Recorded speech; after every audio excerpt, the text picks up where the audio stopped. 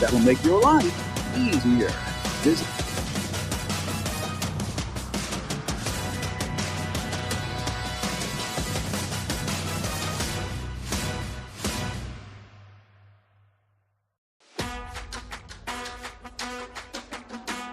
on 1410 ESPN Radio.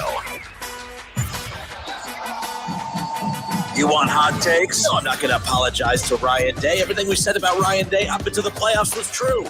Not bad. Come on, Kenner. You can do better than that. To be fair, of all the elite quarterbacks in the NFL, Joe Burrow is the least accomplished. Getting better. 1,000,000%. I 1,000,000% believe that the Dayton Flyers are afraid of the Wright State Raiders. That's why they come up with every excuse in the book not to play them. There it is. The hottest take of them all. It's the Justin Kenner Show, presented by Frickers, live on 1410 ESPN Radio. All right, everybody, we're going to live here on a Tuesday. The show presented by Frickers. We'll do it on here at the University of Southern California. It's a big one here tonight in Ohio.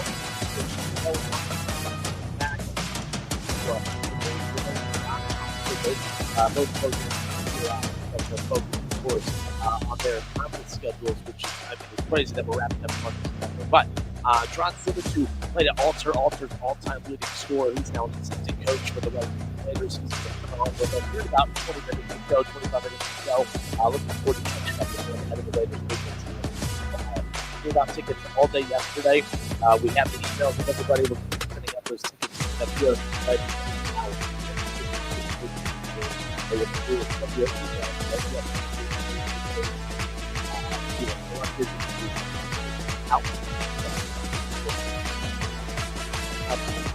Tommy Collins at the WI Studios.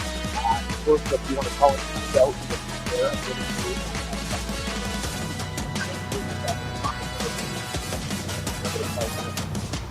So, I wanted to open up this. We talked about the Bengals yesterday. I feel the question is the lowest point of the Joe Burrow era. I think it's a fair question to ask, and I think that the statement is yes. We'll get back into the Bengals coming up here in just a little bit. I wanted to open up with Joe Klatt. Joe Klatt made a viral clip recently on a podcast that he was on when he was asked about, is there pressure on Tulane? Is there pressure on James Madison to perform at a high level in the upcoming college football playoff? Last year we saw schools of smaller schools like Boise and others that just didn't pan out. They didn't perform. I think what people are anticipating is that just like the March Madness, just like the NCAA tournament, we're going to see a lead up, right? And I don't believe that this is the case. So, maybe not even so much. But so Joe Klatt said at March Madness, NCAA tournament, he said it was the absolute worst way to start. There's no way that the NCAA tournament prove who the best team is. And I thought it was a ridiculous take on his end because I don't think that I don't think college athletics is fair to begin with. When you look at the fact, and we could talk about this with Coach Simmons coming up in a bit, but Coach Simmons played at Michigan, was part of a Michigan team that went to the Final Four. I don't think that he looked at the resources that he had over at Michigan, and he looked at the limited resources that mid-major programs have. But yet we're saying that all of those are equal teams, and they are the specific and football and everything else. I don't think college athletics is fair, period. I don't think it's fair, period. But the fact that, as far as equal, I should say not equal, fair, I think that there's actually more of a fair opportunity for the smaller schools. Joe Klatt came out and said, how is the audio? Tell me if that's good. For those watching on the Justin Kenner Show page, please let me know. Troy says, how is Wright State favored over Miami of Ohio? Wright State's played a much more difficult schedule. I don't think that their record is a true reflection of who they are. I actually think this team is significantly better than last year. My ADD, it's in full force right now. Let's get this regrouped. I'll talk Wright State coming up in a moment. But resetting here, Joe Klatt was asked that question. Is there pressure on Tulane? Is there pressure on James Madison to look good in their first-round matchups? Because there's pressure on those teams, yes, because they want to win, but is there pressure for those teams, for the other small teams moving forward? For those group of 5 teams, for just any small school opportunity right there? It's one of those things where, yes, I think there's pressure on there. I think that those schools need to go and prove that they can go out there and pull off an upset, that they can go out there and hang with the big schools. Are they expected to? No. Technically, should they? No. But it's those same rules that exist in the NCAA tournament, March Madness. What makes it such a watchable tournament, what makes it so fun, it is the upsets. Now, I've been ridiculed a lot for my take on the NCAA tournament, where the opening weekend is the only weekend where I actually want upsets to happen. I don't want small schools making it to the Final Four. I don't want Cinderella runs going past the first weekend. Now, I say that as a hypocrite because I sit here and I help call games, and I love that we have a mid-major program on our station, of course. I will make an exception for that. If Wright State ever does make a deep tournament run, I'm all for that happening as far as that is concerned. We've seen we've seen Dayton make a run in the NCAA tournament. That's always fun, right? So we've seen it before. There's a difference there. College basketball, you're capable of it happening. You could see it happening. It happens every single year. Wright State plays in the Horizon League 2 years ago. One of the faces of the NCAA tournament was the Oakland Golden Grizzlies, who, of course, knocked out Kentucky, and that was John Calipari's last game ever as the head coach of the Kentucky Wildcats. It totally transformed that program because of what Oakland was able to do in the tournament. Almost knocked off NC State and would have made it to the Sweet 16 had they been able to pull that off. And everyone was locked in on Goki. Everyone was locked in on Oakland and Greg Kampe, who's one of the most legendary coaches in college basketball, but a lot of people didn't even know about him until they made that run. College basketball, those types of upset runs happen all the time. College football it does not. So when Joe Klatt comes out and says that March Madness is a joke, that the NCAA tournament is a joke, I have a problem with that. I think that's a much more fair way to crown a champion than the college football playoff, who, as we know, there are special rules for certain teams and programs. Conferences. You literally have the Big Ten and SEC throwing their money around saying we should get a guaranteed 4 teams in every year. You have Notre Dame, who has a special clause in their contract somehow that if they finish anywhere in the top 12, they're automatically guaranteed a college football playoff berth. Now, some of you say, including I was guilty of it, saying, well, it doesn't matter if you're in the top 12, you're going to make the playoff anyways. No, Notre Dame finished in the top 12 this year, and they technically didn't make the playoffs. So I think it's ridiculous of Joe Klatt to come out and say that the college football playoff is better than the NCAA tournament and that it's more fair, when you literally have conferences who are like, because we're the SEC, we deserve 4 teams in every year, regardless if we deserve it or not. Because we're the Big Ten, regardless if we have 4 teams that deserve it, we should at least get 4 teams in. I think that's ridiculous. You have Notre Dame, the biggest crybaby program out there, coming out, and after the little crap fit that they just threw recently, the fact that they automatically get into the playoff if they finish in the top 12, I think that's ridiculous. How could Joe Klatt actually sit there and criticize college basketball and their tournament when college football cuts all these corners and it's a complete mess? I'm sorry, but Joe Klatt, who's one of my favorite analysts out there, I thought that was one of his dumbest takes, to be quite honest with you. I maybe sit that one out as far as that goes. But I'm Justin Kinner. It's the Justin Kinner Show presented by Frickers. Frickers, your home for fun food, sports, and spirits. Jaaron Simmons, Alter's all-time leading scorer and now an assistant coach here at Wright State. Played it originally at Ohio, then transferred to Michigan, of course. We're going to talk with him coming up here in just a little bit. 937-518-1410. That's the number to call and jump in on the conversation. Do you agree with Joe Klatt that the NCAA tournament is a joke of a way to crown a champion? Do you agree with him that schools like Tulane and James Madison have no business being in the college football playoff? 937-518-1410. We'll take your calls when we come back. The Justin Kinner Show, right here on 1410 ESPN Radio. Cincy Sports Industries in St. Paris is now.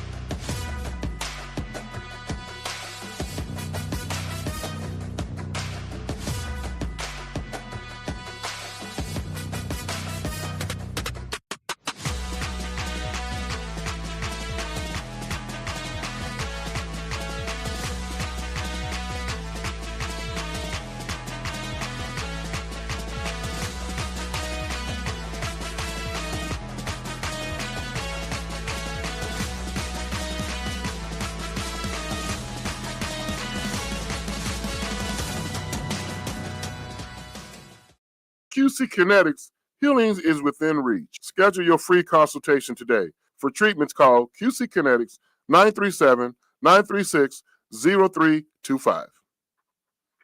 The Justin Kinner Show, right here on 1410 ESPN Radio. All right, everybody, we welcome you back. I'm Justin Kinner. It's the Justin Kinner Show live here on 1410 ESPN Radio. 1410 ESPN Radio, along with 1015 The Fridge, Dayton's radio home for Wright State Raiders basketball. Now, Miami of Ohio is in town tonight to take on Wright State. Miami of Ohio out of the MAC, of course. They are 10-0. They have never been 11-0 in program history, and that's what they're looking to accomplish here tonight. But Wright State looking to make sure that doesn't happen on their home floor. It's a big one tonight at the Nutter Center. There's only 3 games remaining, including this one, before it's all conference play.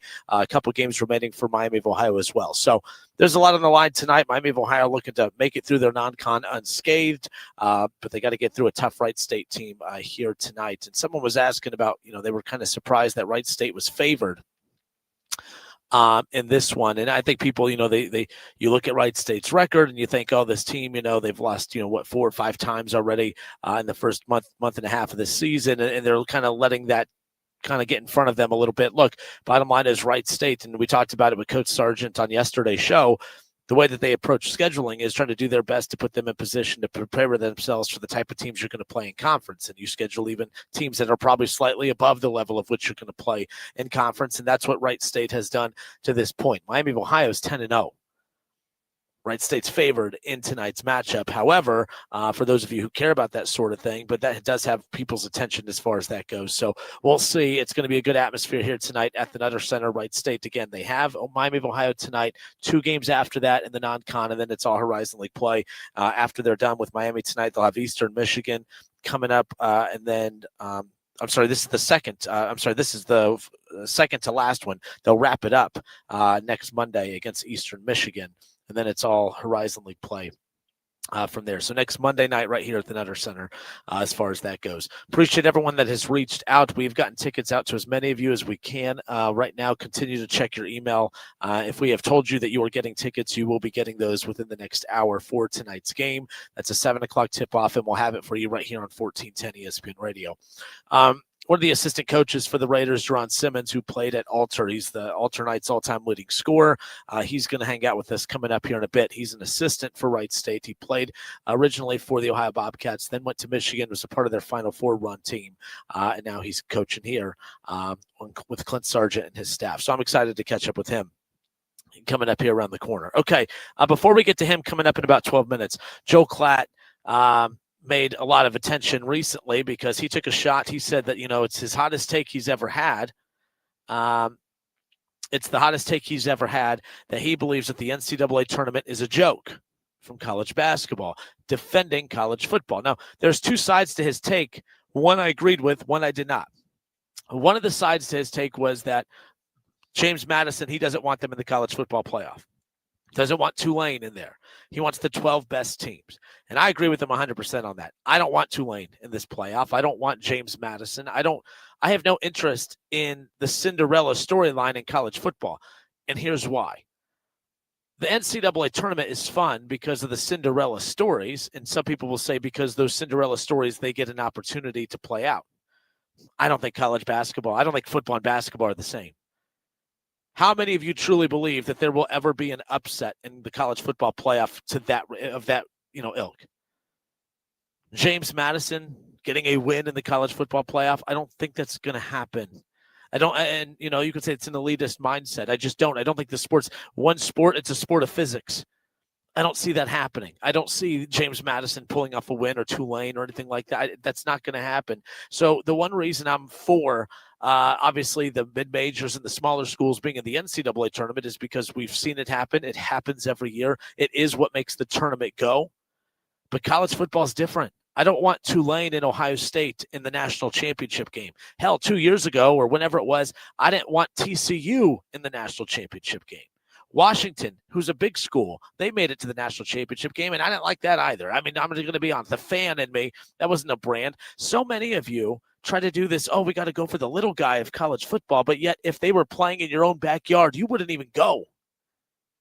If Tulane, all right, was going to play Ohio State. You would go to watch Ohio State. You're not going to watch Tulane. You don't care about the little guy. You don't care about the Tulanes of the world or the James Madisons of the world. We don't have to do that. We don't have to pretend, and that's okay. We care about our little schools in college basketball, but the bottom line is I think Wright State, who I'm here doing the show at the Nutter Center right now, I think Wright State has a 1,000,000% times better chance of winning a national championship in college basketball than James Madison ever does in college football. It's not a hot take. I don't even think it's that crazy of an opinion to have. But yeah, I thought Joel Klatt's take on that was wild. I have no problem with his take saying that he doesn't want James Madison or Tulane in the college football playoff. But I did have a huge problem with his take saying that he actually believes that the NCAA tournament is a joke of a way to crown a national champion in college basketball. I actually think it's way more fair than in college football. College football, literally you have the SEC saying because we're the SEC, we deserve more teams in, whether our schools are good enough to get there or not. The Big Ten says, well, because we generate a lot of revenue and a lot of money, we think we should have more schools in there than some of these smaller conferences, like the ACC, not smaller, but like the other ones, the ACC and others.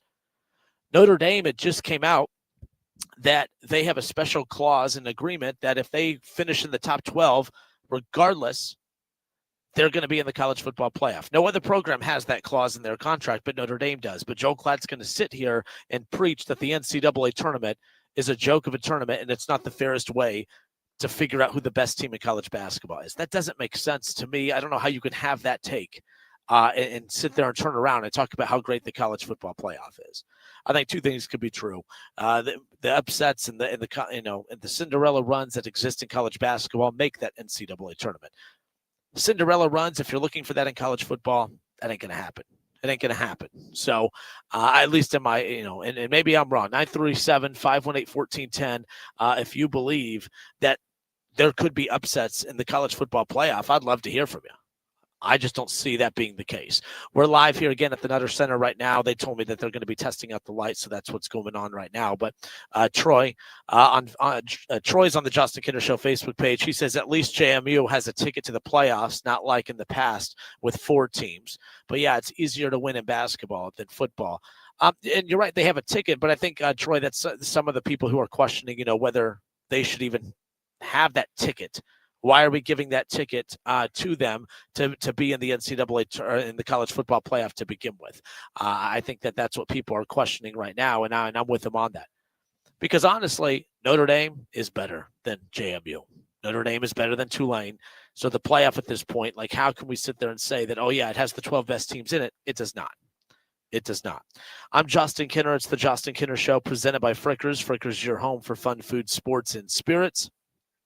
The exact, by the way, the exact quote from Joel Klatt was this. Joel Klatt says, we don't want Cinderellas. We want the best teams playing each other at the end. The NCAA basketball tournament is a joke. It's the dumbest tournament and the least fair tournament in all of sports. If you're just joining us, that's what we spent our time on to open up. I'll ask Jaaron Simmons about that too whenever we kick off our conversation with him. Coming up around the corner. Nonetheless, some other stuff that caught my attention today that we're going to dive into coming up here in just a little bit. It involves, of course, the Cincinnati Bengals. I thought that, so James Rapine and Bengals Talk put out an article earlier today saying that if the Bengals and when the Bengals do ultimately move on from Zac Taylor, that the Bengals job is going to be the belle of the coaching ball, if you will. Bengals Talk put out the tweet earlier that the Bengals could be the belle of the coaching ball if they move on from Zac Taylor after this season. And I thought that was interesting because it was one of those things where I'm like, okay, I completely disagree with that. I don't think that the Bengals job would be the belle of the ball whatsoever. I think that you can bring in a different chef, but if you're still giving him the same crap ingredients, I don't think the taste of the meal is going to change as far as that goes. So I want to get your guys' take on that coming up around the corner. We'll weigh in on that. And then Doug Williams of the Cincinnati Enquirer put out an article about the Cincinnati Reds. He's giving them credit. He's giving the Cincinnati Reds credit, and that's what we're going to jump into coming up here later on, saying that the Cincinnati Reds ultimately tried to land Kyle Schwarber despite failing. It's a positive sign that they are serious about winning. I don't know if I agree with that one, Mr. Williams. I don't know if I agree with that one whatsoever, but we'll dive into that coming up here in just a little bit. All right, we'll step away for a few moments. When we come back, Jaaron Simmons, assistant coach for the Raiders, he's going to hop on with us, all-time leading scorer at Alter. We're going to talk about his high school days, his path through college, how he ultimately ended up as an assistant coach right here in year number 2 with Clint Sargent on his staff. We're going to talk about all of that when we come back. It's the Justin Kinner Show presented by Frickers. Frickers, your home for fun food, sports, and spirits. The Justin Kinner Show. Right here on 1410 ESPN Radio. With Steel, this holiday season, give a gift that's ready to go right out of the box. For everything from cleaning up the yard to cutting up firewood, Steel tools check off the wish list and knock out the to-do list. And right now, buy select battery tool sets and get a free extra battery. Visit SteelUSA.com for holiday deals and gift ideas. Happy holidays from Steel. Offer valid for a limited time only at participating dealers while supplies last. Let's go to Chevrolet of Troy, because no one, we mean no one, beats our prices on new Chevys, and that's a guarantee. Come and see. Chevrolet of Troy has the largest selection in Dayton and the Miami Valley, featuring over 100 new Chevys. Bring your trade for top price. We make financing quick and easy. In fact, no payments for 90 days. Credit problems? No problem. We'll get you financed. Best selection, best prices. That's who we are. At Chevrolet of Troy, 1375 South Market Street, online at ChevroletofTroy.com. Would you like to save hundreds of dollars on your real estate taxes? Celebrate the holidays with the gift of a lower tax bill. This is Montgomery County Auditor Carl Keith, and if you're a homeowner age 65 or older, or you are permanently and totally disabled, you could be eligible for the homestead exemption. To find out if you qualify, call my homestead hotline at 937-225-4341. The deadline to apply for this tax break is December 31st. But if you are already enrolled, you do not need to reapply. New applicants are subject to an income test. Visit our website for more information at mcauditor.org or call 937-225-4341. That hotline number again is 937-225-4341. And remember, the deadline to apply is December 31st. This is Auditor Carl Keith wishing you and your homestead the best this holiday season. Folks, the Colonel here with Homestead Feed and Supply. You've asked for it, and the homesteaders, well, they went out and got it. Homestead Feed and Supply is now a full-blown Purina dealer. You heard that right. Homestead carries Purina feed products, including Fitter, Honor Show Feeds, Depth Charge. Heck, they've even got the golden ticket. Stop in to Homestead Feed and Supply, 1833 North Dayton Lakeview Road, New Carlisle, or visit the Homestead Feed and Supply Facebook page. Tell them the Colonel sent you. Hi, I'm Chef Franklin Becker. You know the jingle. Now discover the facts about Ozempic, a GLP-1. There's only one FDA-approved Ozempic made by Novo Nordisk. Learn about the real thing. Talk to your healthcare professional today. Call 1-833-OZEMPIC or visit Ozempic.com to view the medication guide and to learn more about Ozempic. Semaglutide injection 0.5, 1, and 2 milligrams.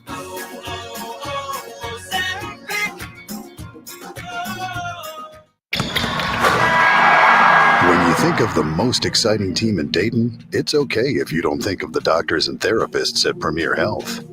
We don't have jerseys or trading cards. We don't get primetime coverage. We don't sell out arenas, have good drip, or autograph sessions. We're just happy to be your team's favorite team. Need an online notary? We can help. Hi, this is Mike Foley, your Montgomery County Clerk of Courts. We can notarize your documents remotely at no charge to you. All you need is a smartphone or laptop. Visit courthouse2u.com for more info. My husband's an animal in bed. Well, you know.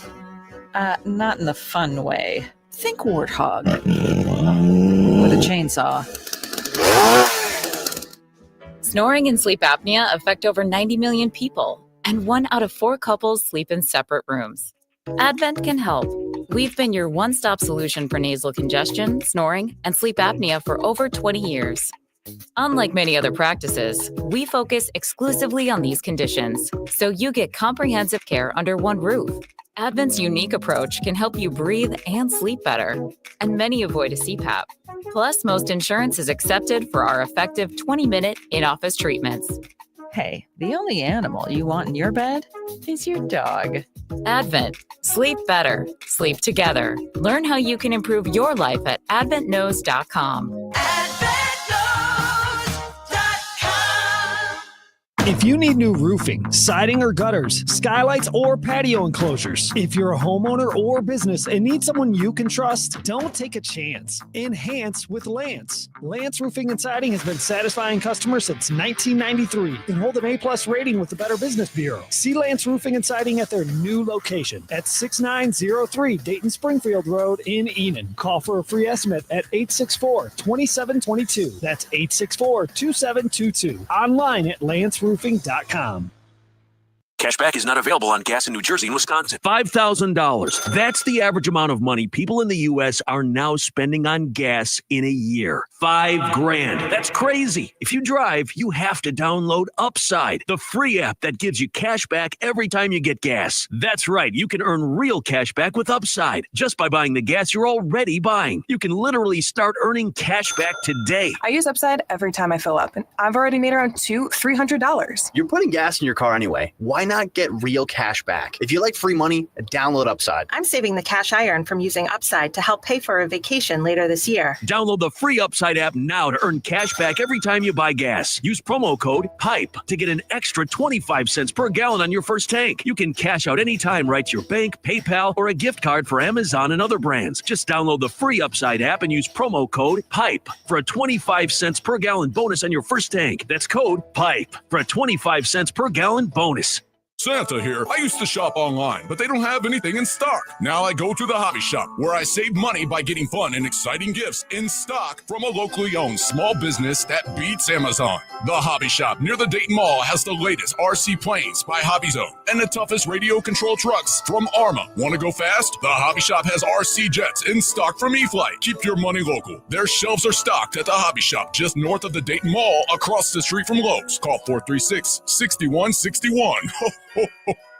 My name is Whitney Allen. I'm a widow. My husband, Ryan, died. We never thought in a million years we'd have to use life insurance. The unexpected happened. With Ethos, it is so fast and easy. It's 100% online. You can get a quote in seconds, apply in minutes, and get same-day coverage, no medical exams, and you can get up to $3 million worth of coverage through Ethos. Get your free quote at ethos.com/beat. That's ethos.com/beat. Time spent on application may vary. Online health questions required. Cashback is not available on gas in New Jersey and Wisconsin. $5,000. That's the average amount of money people in the U.S. are now spending on gas in a year. $5,000. That's crazy. If you drive, you have to download Upside, the free app that gives you cash back every time you get gas. That's right. You can earn real cash back with Upside just by buying the gas you're already buying. You can literally start earning cash back today. I use Upside every time I fill up, and I've already made around $300. You're putting gas in your car anyway. Why not get real cash back? If you like free money, download Upside. I'm saving the cash I earn from using Upside to help pay for a vacation later this year. Download the free Upside app now to earn cash back every time you buy gas. Use promo code PIPE to get an extra 25 cents per gallon on your first tank. You can cash out anytime right to your bank, PayPal, or a gift card for Amazon and other brands. Just download the free Upside app and use promo code PIPE for a 25 cents per gallon bonus on your first tank. That's code PIPE for a 25 cents per gallon bonus. FIFA World Cup 2026 is coming soon, but your opportunity to be there starts now through an exclusive offer with an eligible Bank of America Visa credit card. For a limited time, become a new customized cash rewards or unlimited cash rewards Visa credit card holder, and you will be eligible for a chance to purchase FIFA World Cup 2026 tickets. Learn more at BofA.com/cardFWC26. What would you like the power to do? Bank of America, proud to be the official bank of FIFA World Cup 2026. Bank of America NA in partnership with Visa. Terms apply. Rights reserved. At Audion Hearing, our mission is simple: to make better hearing affordable for everyone. This Christmas holiday, enjoy exclusive savings on our high-quality rechargeable hearing aids. Clear, comfortable, and ready to use right out of the box. And here's a study worth hearing. Research shows that wearing hearing aids can reduce your risk of dementia by up to 61%. Join over 1 million happy customers and shop Christmas holiday deals before they're gone. at audionhearing.com. That's AUDIEN hearing.com. KTH Parts Industries in St. Paris is now hiring facilities industrial electricians. Do you have this specialized skill? This person must have a 2-year electrical degree or journeyman electrician card, knowledge in industrial electrical equipment, great communication skills, willing to work overtime, weekends, and shutdowns as needed. HVAC or plumbing experience is a plus. KTH offers excellent benefits, including medical, dental, and 401k. Apply today and be valued by a company that sincerely cares about you. Apply online at kth.net, an equal opportunity employer.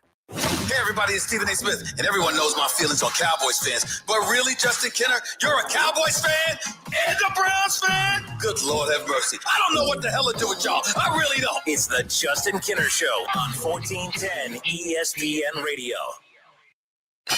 Hello, it's John Kozik, founder and president of TurboTrack Realty, and I buy real estate as is fast for cash. Give us a call today for an all-cash offer at 614-470-2000, 614-470-2000. I buy vacant properties, inherited homes, divorce situations, death in the family. I even buy my tenants won't pay me the rent houses. Give us a call today for an all-cash offer at 614-470-2000, 614-470-2000.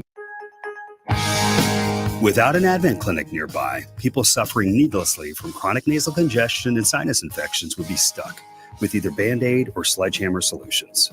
Band-Aids are pills or nasal sprays, and they're not true solutions. Surgery is a sledgehammer, and that's what we're trying to avoid. Because most people don't need surgery for nose and sinus issues, nor do they want a 14-day recovery. Our unique Advent approach can, in 20 minutes in our office, open your blocked nose for good, with only 1 day recovery. I'm Advent founder Dr. Kandula. Outside of Advent's 4 walls, invasive surgery is what they'll recommend. But here you will find effective and convenient in-office solutions to help you stop the need for Band-Aids and avoid the sledgehammer. Go to adventknows.com to schedule your appointment, because Advent knows when you breathe well, you live better.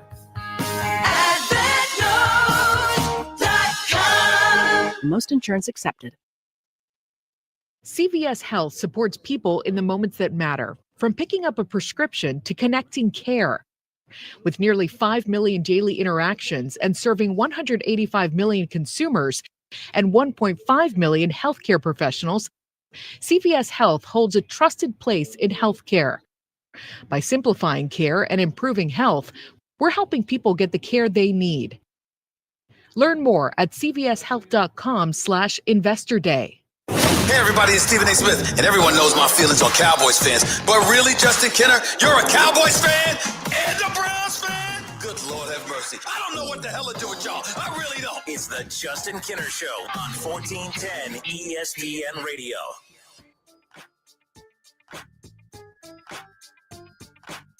All right, everybody, we welcome you back. I'm Justin Kenner. It's the Justin Kenner Show, 1410 ESPN Radio. 937-518-1410. That's the number to call and jump in on the conversation. 1410 ESPN Radio, of course, Dayton's radio home for Wright State basketball. 10-0, Miami, Ohio in town here tonight, looking to extend their record to, of course, 11-0. They've never done that in their school's history, of course, but Wright State looking to defend their home floor. They have Miami of Ohio in town here tonight. We've been giving out tickets all day yesterday. We've almost given out our full allotment that they gave us here for today. Head to ESPN Dayton's Facebook page, send your email, and we'll get those tickets to as many of you as possible. We want to see you. We want to hear you here tonight at the Nutter Center. We had the Wright State Coaches Show last night. We got a chance to hear from Clint Sargent, head coach of the Raiders. He hopped on the show with us yesterday, of course, but I thought now would be a good time to, of course, reach out down on the bench to one of their assistants, Jaaron Simmons, of course, very familiar with the Miami Valley area, of course, all-time leading scorer. Oh, yeah, that would help if I can set you up to here. Wouldn't that work? Yeah. But no, hey, I appreciate that you giving us some time. You found your way back to the Miami Valley. Your Alter's all-time leading scorer, of course, so you had a lot of success in high school, obviously a lot of success in college as a player, and now you're setting up shop back here in your hometown as an assistant coach with Wright State on Clint Sargent's staff. So talk about just your journey through the coaching ranks at this point. I want to get back to your high school days in a moment, but it's pretty cool seeing you on the sideline as a coach with Wright State right now. Yeah, first off, Justin, thank you for having me on the show. just my journey as a coach to this point has been awesome. Full of learning opportunities, growth opportunities. Spent my first 5 years at the University of Michigan. First year being a graduate assistant, and then the next 4 years as a video coordinator. Did a lot of player development as well. And now here at Wright State, in my second year as an assistant coach, just really enjoying my time here, being back home, seeing family all the time. I got 2 daughters, so allowing them to be around our family is tremendous. But just working alongside Coach Sargent and our staff, like we got a bunch of good people on this staff. Administration is great, and we have a ton of support here, being a basketball school. Yeah, so when you were at Michigan, I'm trying to connect dots with the tie-in to Wright State as well. So Billy Donlin, who used to be the coach here, were you there when he was there? Like when you transferred there, was he on the staff when you were with Beeline? Because he was there for a little bit, I believe so, correct? Yes. So Billy, he was a part of that recruiting process. Okay, so he did play a role in that. Okay. Yes, he was. So Billy actually offered me my second scholarship offer out of high school. So we had already had a connection. I had sat in his office, which is now Coach Sargent's office, as a young kid many, many years ago. But unfortunately, Billy left after, I think, a week or two of me being on campus at the University of Michigan. For the Kansas City job then, correct? I think he went to Northwestern. Oh, was it to Northwestern right away? Okay. Okay. So I didn't really get to be under Billy, but he was a big part of that recruiting process. What was your connection to the current staff? Like, obviously, they came here from South Dakota or whatever. So when they made their way over here, what was your connection to them? Coach Trice. Trice? Yeah, Okay. Coach Trice has been a pillar in the community for a very long time. I've been knowing his boys from high school, probably middle school, really, and then coming up throughout high school. I used to go up there and train with him occasionally. And I remember sitting, I think it was in Arizona, out at the Final Four, and calling Coach Trice. At this time, us as a Michigan staff had got let go. And I was looking for another opportunity to continue to grow in my coaching career. And I called Coach Trice and just asked him, because Coach Nagy had left also. And I was wondering, what's going on? Is there any opportunity or available positions up there? And he basically said he doesn't really know what's going on either. So what I got from a backstory was that he put my resume on Coach Sargent's desk. And right off the bat? No, not right off the bat. Not right off the bat. It took some time, but because they had to figure out was Coach Sargent was he going to get the job first? So I think once he was named head coach, Coach Trice put my resume on his desk, and he said Coach Sargent didn't look at it for probably a week, maybe 2 weeks, because he was just taking his time trying to get his feet under him. And then one random day, Coach Trice says, Coach Sargent comes to him and kind of asks him about my background and who I am as a person. And Coach Sargent ends up calling me. We had a great conversation, probably 45 to an hour conversation, and we instantly connected. And after that call, the rest was history. Jaaron Simmons with us here again, the Justin Kinner Show presented by Frickers. Frickers, your home for fun, food, sports, and spirits.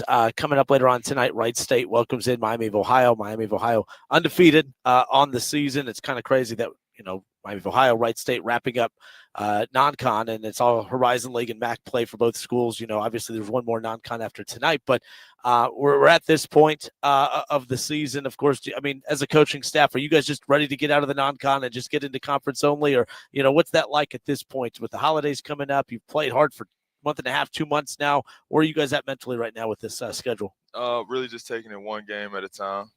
We've had a lot of close losses. So just taking it one game, one step at a time, trying to keep our guys positive, trying to keep them just working toward that next goal. And that next goal is winning tonight's game. So it's not that we're looking forward to getting all the way in the conference play. We want to take care of Miami.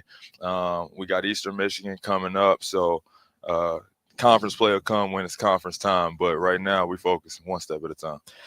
We had Coach Sargent on yesterday, and look, it's no secret that the close possession games, start piling up, and we're talking about like the mental side to that. Like over time, that starts like you get late, that under 4 timeout.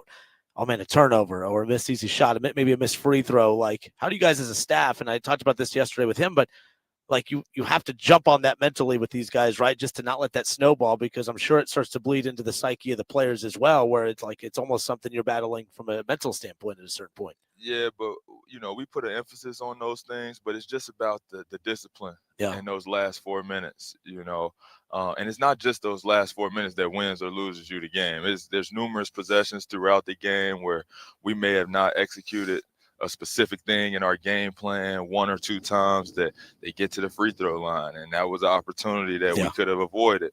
So it's not just that moment of the game, but when we get to that last 4 minutes, it's just about being extra locked in, being a little bit more disciplined, so that we can finish the game the way we want to. What does Miami look like on tape? Obviously, they're undefeated. They're doing their thing, but what do they look like on tape right now ahead of tonight? I mean, they look good. They got a lot of retention from last year. Good passing team, good cutting team, good shooting team. So I think they play at a good pace. So they get up and down the floor. And when they want to play in the half court, they do a lot of cutting so they can mix you up. So the communication defensively has to be great.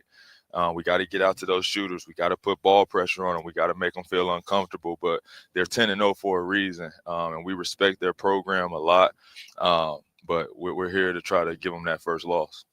I want to go back to your high school days, of course. Your leading score over, at Alter after all these years still. And they've had some good teams and some good players that have gone through there. When you were coming out of high school, obviously college basketball, I mean, you're not old by any means, but like it seems like that was ages and ages ago how much different the game was when you came out. Obviously, you ultimately transferred to Michigan. And did I see that right, that was the first, like, did they not accept transfers before? Like, did I read that correctly, that you were their first transfer? I was the first grad transfer. Grad transfer. Okay. Yeah. Okay. I did read that correctly. Okay. But just walk me through that process, that journey.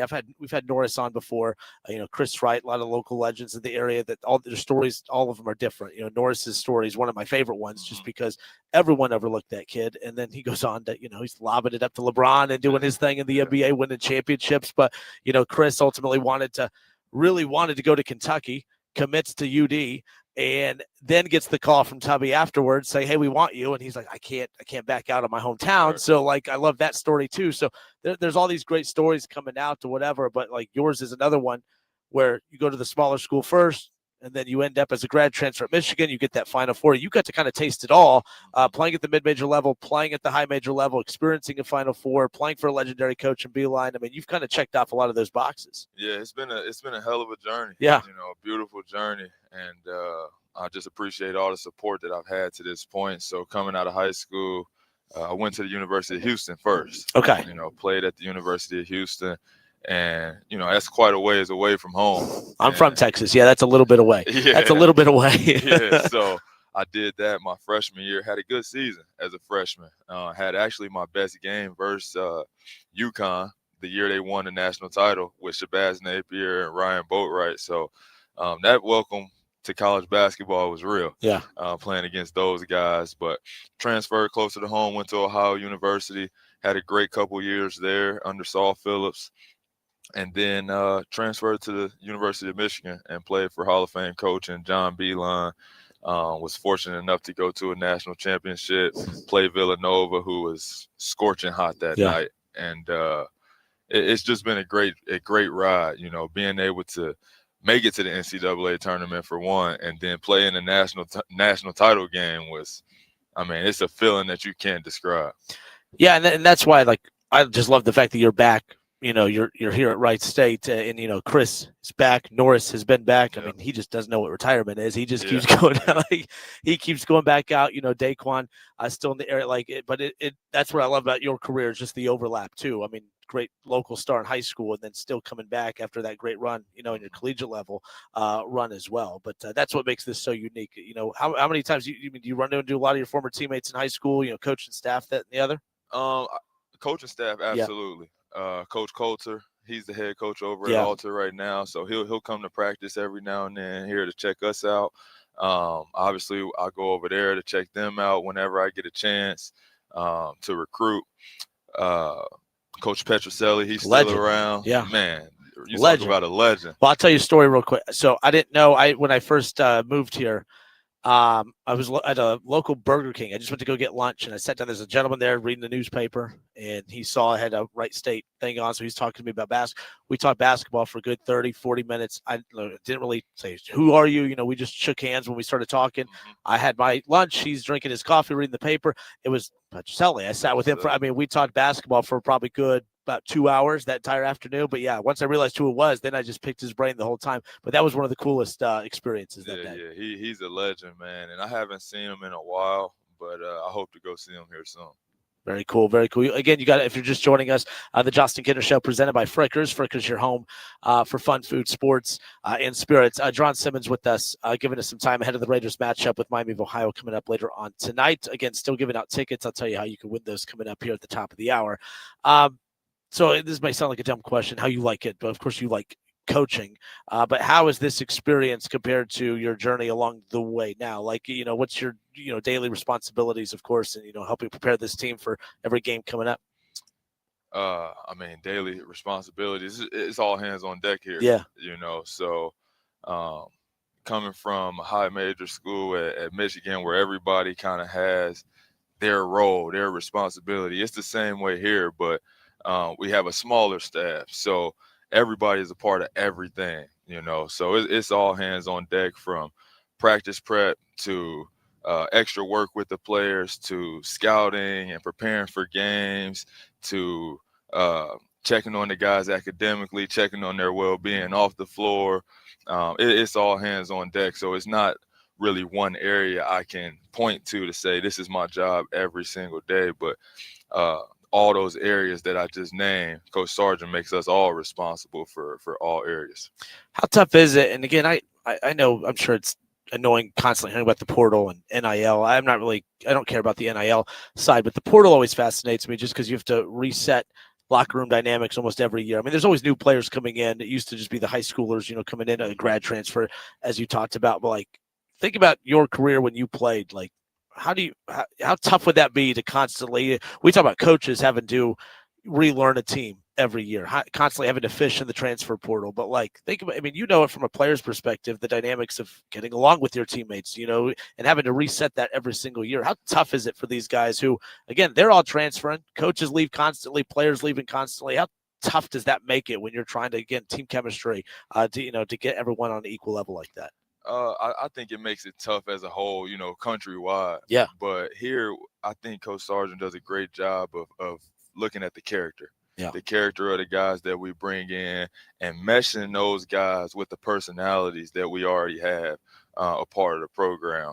So he kind of makes it easy by the way that we go throughout our recruiting process. But if you look at it from a broad view, it's difficult because you got so many new personalities coming in, and so many guys that want to play a different role or a bigger role than they were in. Or, if a guy is coming down from a high major school, he obviously wants to play a bigger role. But I think I'm lucky enough that when I started coaching, the transfer portal was already a thing. Yeah. It had become a thing already. So I'm one of those younger coaches who, this is kind of all I know, to rebuild your team every single year, and the NIL aspect of it. I think I have an advantage as I continue throughout my coaching career, because I didn't have to experience recruiting from years past. All right. Well, good stuff. Hey, I appreciate you giving us some time. What time? We got to get you out. I appreciate you giving us some time and let me set up shop here ahead of you guys' game tonight. I know we'll have you on again here soon, but I appreciate the time you gave us. Good luck tonight. Yes, sir. Appreciate you. Appreciate all right, you, Jaaron Simmons, awesome enough to give us some time. The Justin Kinner Show presented by Frickers. Hour number 2 coming up next. We got Bengals, Browns, Buckeyes. We got plenty more coming your way. Don't go anywhere. Get a great deal on select Kubota construction equipment featuring durable Kubota engines. More comfort, more productivity, more get it done right. Right now, write it off a lot and write it off your taxes for 0 down, 0% APR for up to 36 months or save up to $4,500 now through December 31st. Subject to credit approval. Consult your tax advisor. Go to KubotaUSA.com for full details. Stop by Columbus Equipment in Columbus, Dayton, or Toledo to see our full line of Kubota construction equipment, or check us out online at columbusequipment.com. Dayton's radio home for Buckeyes football. 1410 WING. Dayton's ESPN Radio. At Audion Hearing, our mission is simple: to make better hearing affordable for everyone. This Christmas holiday, enjoy exclusive savings on our high-quality rechargeable hearing aids. Clear, comfortable, and ready to use right out of the box. And here's a study worth hearing. Research shows that wearing hearing aids can reduce your risk of dementia by up to 61%. Join over 1 million happy customers and shop Christmas holiday deals before they're gone at audionhearing.com. That's AUDIEN hearing.com. Santa here. I used to shop online, but they don't have anything in stock. Now I go to the hobby shop, where I save money by getting fun and exciting gifts in stock from a locally owned small business that beats Amazon. The Hobby Shop near the Dayton Mall has the latest RC planes by Hobby Zone and the toughest radio control trucks from Arma. Want to go fast? The Hobby Shop has RC jets in stock from E-Flight. Keep your money local. Their shelves are stocked at the Hobby Shop just north of the Dayton Mall, across the street from Lowe's. Call 436-6161. My name is Whitney Allen. I am a widow. My husband, Ryan, died. We never thought in a million years we'd have to use life insurance. The unexpected happened. With Ethos, it is so fast and easy. It's 100% online. You can get a quote in seconds, apply in minutes, and get same-day coverage, no medical exams, and you can get up to $3 million worth of coverage through Ethos. Get your free quote at ethos.com/beat. That's ethos.com/beat. Time spent on application may vary. Online health questions required. Cashback is not available on gas in New Jersey and Wisconsin. $5,000. That's the average amount of money people in the U.S. are now spending on gas in a year. $5,000. That's crazy. If you drive, you have to download Upside, the free app that gives you cash back every time you get gas. That's right. You can earn real cash back with Upside just by buying the gas you're already buying. You can literally start earning cash back today. I use Upside every time I fill up, and I've already made around $200-$300. You're putting gas in your car anyway. Why not get real cash back? If you like free money, download Upside. I'm saving the cash I earn from using Upside to help pay for a vacation later this year. Download the free Upside app now to earn cash back every time you buy gas. Use promo code PIPE to get an extra 25 cents per gallon on your first tank. You can cash out anytime right to your bank, PayPal, or a gift card for Amazon and other brands. Just download the free Upside app and use promo code PIPE for a 25 cents per gallon bonus on your first tank. That's code PIPE for a 25 cents per gallon bonus.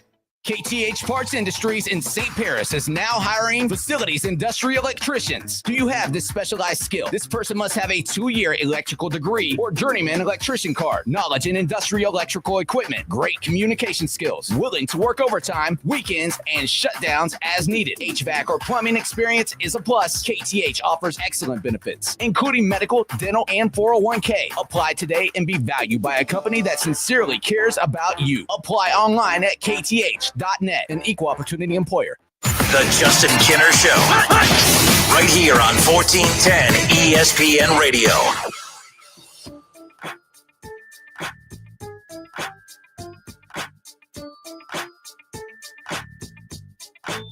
All right, hour number 2. It's the Justin Kinner Show presented by Frickers. Frickers, your home for fun food, sports, and spirits. I appreciate Jaaron Simmons, assistant coach for the Raiders, former Alter Knight, all-time leading scorer over at Alter. Awesome enough to give us some time here today ahead of the Raiders matchup. They have Miami of Ohio coming in later on tonight. Miami of Ohio 10-0 on the season. They've never been 11-0 in their program's history, and they're looking to accomplish that tonight. Wright State's trying to make sure that that does not happen on their home floor coming up later on this evening. 7 o'clock, the tip-off, and we'll have it all for you right here on 1410 ESPN Radio and our sister station, 101.5, The Fridge. We spent the majority of that first hour on the Joel Klatt side of things. I want to transition back over to the NFL. Just to recap quickly, it was Joel Klatt who got a lot of attention because of the fact that, he said that he's not a fan of the NCAA tournament, saying that it's a joke of a tournament at the end of the day. College football's Joel Klatt saying March Madness sucks and no one wants to watch Cinderellas is what has everyone all fired up. Look, I do think people want to watch the Cinderellas in college basketball, but that's because in college basketball, the Cinderellas win. Every year, the NCAA tournament, there's that one team that makes headlines for going on a deep run, knocking off a top high-branded school. I mean, we saw it, Wright State's in the Horizon League in Oakland. Greg Campy, who's a legendary coach in college basketball, one of the longest tenured coaches in college basketball. They went on a significant run a few years ago. And really, Oakland's the one that derailed Calipari's time in Kentucky. That was the last team Calipari ever coached against as head coach of the Wildcats. So thought that was fascinating. When you think about those types of schools, it happens every year. Every year there is that mid-major program that goes on a major run and pulls off those upsets, and it gets everyone hooked and bought in because you have those non-college basketball fans or those non-sports fans that just automatically want to pull for the underdog. So they don't watch college basketball all year, but they'll turn on the tournament. They'll go for the little guy. That little guy, they fall in love with that little guy team, and then you got to fan the rest of the season, or you got to fan the rest of the tournament. College football, no one's pulling for James Madison. No one wants, I don't want them to ruin what could be a great college football playoff quarterfinal or a semifinal matchup. You know what I mean? I always go for the upsets in the NCAA tournament. I love that. I love it, especially the first weekend. Now, I do start to lose interest. I remember when Loyola made the Final Four a few years ago. I was over that. I didn't care about that. And you know how I know that the entire country didn't care about that the networks didn't care about that? Because they didn't make it about the players. They made it about, no offense, Sister Jean.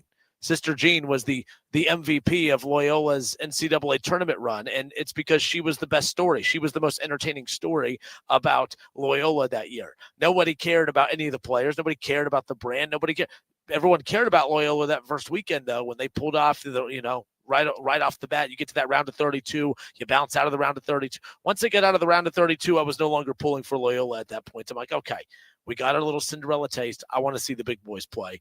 That's kind of where I was. And that's how I watched the NCAA tournament. I don't want to see the Cinderella storyline go past the opening weekend. I just don't. But I love it that first weekend. I think that's massive. So nonetheless, but with where we're at right now, you want to talk about, James Madison. Okay. Do you want to watch James Madison against Texas Tech or Oregon against Texas? This isn't difficult. This isn't difficult. And it doesn't matter. By the way, at 12-5, this is a 12-5 showdown. If this was the NCAA tournament, I love my 12-5 upsets. Every year when you fill out your bracket for March Madness, I'm always going directly to the 12-5. Everybody does. That's where the majority of everyone thinks that they're Mr. Hot Take or Mrs. Hot Take when it comes to the NCAA tournament. Everyone looks smart when you start picking your upsets to the 12-5 matchup. I guarantee you, the 12-5 gap in the NCAA tournament and the 12-5 gap in James Madison against Oregon, not the same. Not the same.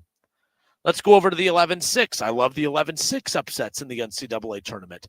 Once again, I don't think that the 11-6 showdown in the college football playoff is the same. 11 Tulane, 6 Ole Miss. Come on. What are we doing? And by the way, nobody wants Tulane, Georgia in the quarterfinal. Nobody wants to pay a ticket to go to the All-State Sugar Bowl to see Tulane. What are they, by the way? The Tadpoles? I don't even know what Tulane is. What is Tulane? I don't care. Either do you. Either do you. So Joel Klatt's right. Nobody wants these schools in the college football playoff. Where he's wrong is taking a shot at the NCAA tournament, saying that nobody cares about the Cinderellas. Cinderellas are the NCAA tournament. That's what makes the NCAA tournament. What makes the college football playoff is getting those matchups that we don't get to see in the regular season because a lot of these schools are too afraid to play one another. It's gotten better in recent years, especially with the way teams have tried to adapt their schedules to appease the college football playoff committee. But I have a feeling we're going to see less sexy non-conference matchups in the seasons to come due to, basically what the committee just did recently to Texas. Texas, hey, we're going to reward you for challenge. We know you play in the SEC. We know you're going to play tough opponents, and the likelihood of you picking up a loss, the probability of you picking up a loss or two during an SEC schedule is going to be pretty high. But don't worry. Be courageous, schedule that tough non-con opponent, and not just any non-con opponent, the Ohio State University. They put Ohio State on their schedule. They lose to Ohio State by one possession in Columbus, and they're kept out of the college football playoff. I think that's absolutely ridiculous. This is why a couple weeks ago I was the green wave. Thank you, Mr. Toby. Doug Toby said the green wave, not the tadpoles. Got it. It was a guess. But no, it's just one of those things where, like, to me, Notre Dame was making such a big deal about being left out of the playoff as if they were a true victim. I disagree. I don't think that they are a victim. I don't think that they should have been in the playoff. Now, I would have taken them over Tulane. I would have taken them over James Madison, but I would have taken Texas over Notre Dame. People say Alabama shouldn't have been in. I can get on board with that argument. But at the same time, I look at Alabama, who beat Georgia, okay, who had multiple top 25 wins on the season. Like, you can have losses, but you need to have wins to offset those losses. And I think Alabama did that. Alabama had the wins to offset it. Texas had the wins to offset their losses. It sucks that you lost to Florida, but you beat Texas A&M, who was the committee. The committee told us for weeks that they were the number 3 team in the country. Texas beats that team, and all of a sudden it's not worth a damn. Like, that's strange to me. Not a fan of that approach either way. But if I'm any of these teams, I stop scheduling them. So that's what's going to make the college football playoff so unique. Is you probably in about 5 years, you're not going to see any sexy matchups in the non-con. Because, I mean, you heard Coach Sarkisian mention it, that they're going to honor the contract with Ohio State next year. Ohio State's at Texas next year. Michigan and Texas kick off a home and home the next season. Okay, and they're going to honor that, but they are no longer going to schedule tough teams in the non-con, nor should they. Everyone ripped Indiana in the preseason or whatever during the Big Ten media days because he took a shot at the SEC for playing nobody, which I thought Cignetti was an idiot for that, because the bottom line is the SEC, to their credit, they always play teams in the non-con. They're not going to moving forward. But, hey, Cignetti took a shot at the SEC. That's the only problem I had with him. But his coaching philosophy, his scheduling philosophy worked. You schedule 3 nobodies in a season that you avoided Ohio State. It was actually genius for Indiana. And then they limited the probability of playing teams that they could potentially lose to. So you limit that probability of losing by putting nobodies in your non-con. You knew you didn't have Ohio State on the schedule. You didn't have Michigan on the schedule. You had Penn State, but you could, you had Notre Dame, you had Oregon and Penn State. Indiana just figured we can lose one of those games and we'll be fine. We just have to win. They won both. So that's what's going to make the college football playoff so unique, is in about 5 years, we're going to see matchups that you only get to see in the playoff. We're going to see Ohio State take on Texas A&M or Miami. In 5 years, that'll be the only time you ever see that. Now, to Ohio State's credit, they've always put big teams on their schedule. They've always put the Notre Dames. They put Texas on there, of course. They've always challenged themselves in the non-con. They've never been afraid to do that. USC way before they're in the Big Ten, of course. So that's all going to go out the window, and it should. And it should. If, like I've said this before, Ohio State's schedule next year, if I'm Ohio State, I take Texas off. I don't want Texas on my schedule next year. Ohio State already has to go play Indiana at Indiana. And I can't believe I'm saying that I'm worried about Indiana being on the schedule, but that's where we're at. Thank you, Kurt Cignetti, who I love. I'm a big Kurt Cignetti guy. But Ohio State has to play at Indiana. Okay, you have Michigan, of course. You have to play USC, and you have to play Oregon, and now you have Texas on the schedule. So when it comes to that, I take Texas off next year. I don't play Texas. Now, they're going to, but man, oh man, you lose to Texas, there's a good probability that you could lose 1 or 2 of those. And now as a 2-loss team, you're leaving it up to fate. You're leaving it up to the committee. You no longer control your own destiny. I don't keep Texas on that schedule. I take them off. I play who the hell is that university? There you go. Like I said, Joe Klatt taking a shot at the NCAA tournament because he didn't like Cinderellas. Cinderellas are what make the NCAA tournament. Cinderellas, I agree with him on this, do not make the college football playoff great because they don't exist. You're only a Cinderella team if you actually win in the NCAA tournament. You're not a Cinderella team just by being in the NCAA tournament. You have to knock a high seed off. So who knows? I'm Justin Kinner. It's the Justin Kinner Show presented by Frickers. Frickers, your home for fun food, sports, and spirits. Doing the show live today at the Nutter Center ahead of the Raiders matchup with Miami of Ohio. Coming up later on tonight, 7 o'clock to tip-off. Pregame coverage beginning at 6:45. Forrest on Facebook says, but they should play real teams, though, because it shows they can actually beat people and are actually a good team. Forrest, who's they? Who are you referring to? Who's they? Because the only part, regardless of I'll fill in they with Ohio State. I'll fill in they with any SEC team. I get what you're saying, but I don't. Are we like Ohio State played Texas this year, but they played Grambling, they played Ohio, they played a bunch of nobodies. And by the way, that's not Ohio State's fault, and it's not even a fault thing. That's how all of college football operates. We always say, "Oh man, they played a good non-con this year. They played a good non-con opponent, but their non-con wasn't great, and it shouldn't be." College doesn't get they don't get a preseason. All right. They don't do like the NFL does where you have joint squad practices and all that stuff. That's what I loved about the Texas game is Ohio State, Texas. There was no primer game. There was no exhibition game. It was just, you got to be you got to be as good as you possibly can while throwing out a new quarterback, 2 new running backs, a defense at the time. We didn't know what it was because they sent so many guys to the NFL. They went right into the pit of fire playing Texas, and Texas had to do the same thing. I know Arch Manning had played some games the season before, but Arch Manning had never, it's the first time he's going out there as the official starter. So Forrest says everyone. So Forrest says that every one of these teams should play real teams, though, because it shows they can actually beat people and are actually a good team. Yes, but I think that the rules, but my approach as a Big Ten team would be different than my approach as an SEC team as well. Or I'm sorry, my approach for an SEC and Big Ten team would be drastically different than a Big 12. I think if you are a Big 12 team, I think you need strong teams in your non-con because the Big 12 is so unpredictable. There are no guarantees that any of those programs are going to be great.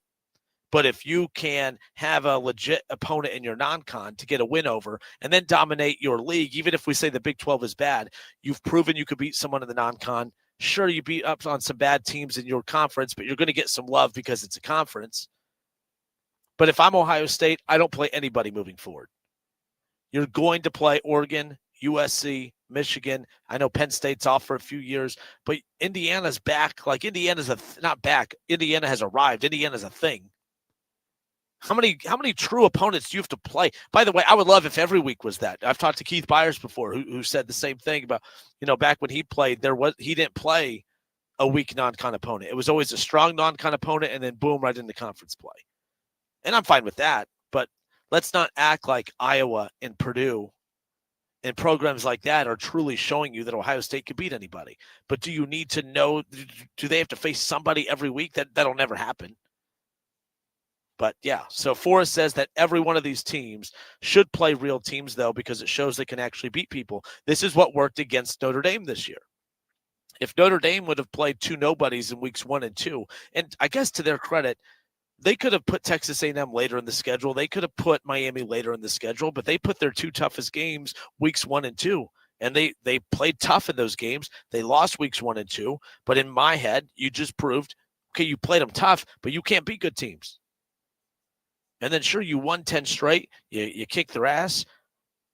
You played a bunch of nobodies. Not one of those wins down the stretch was a win that I'm like, oh, Notre Dame's for real. Now, by the way, to be fair, I watched Notre Dame. Notre Dame's good. I think Notre Dame is talented enough to be a playoff team, but that's not how this works. You have to have the resume. The resume matters. And, people bring up Ohio State that they didn't play anybody outside of Texas. Well, when you go 12-0, I don't know how you could say they don't deserve to be in. They're 12-1. Oh, yeah, a 3-point loss against the now number 1 team in the country is not the same as going 10-2, not having the guts to play in a conference and losing your first 2 games against the only 2 good teams that you played.